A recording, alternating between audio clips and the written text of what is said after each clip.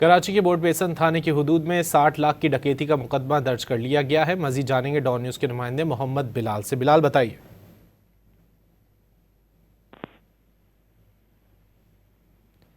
محمد بلال سے رابطہ کرنے کی کوشش کر رہے ہیں۔ کراچی بورڈ بیسن میں 60 لاکھ روپے کی ڈکیتی کا مقدمہ درج کر لیا گیا ہے۔ کمپنی کے 3 چیک کلیئر کروانے بینک گئے تھے۔ مدعی مقدمہ کی جانب سے کہا گیا ہے بینک سے 61,20,000 روپے نکلوائے۔ مزید جانیں گے محمد بلال سے۔ بلال بتائیے۔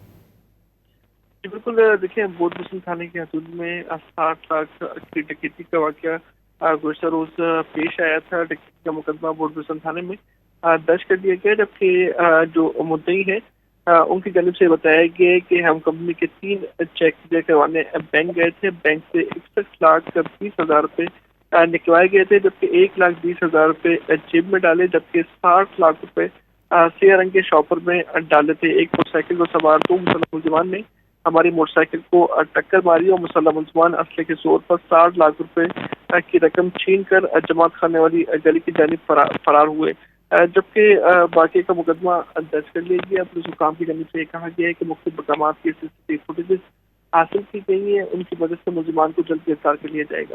جی بہت شکریہ محمد بلال ان تفصیلات کے لیے۔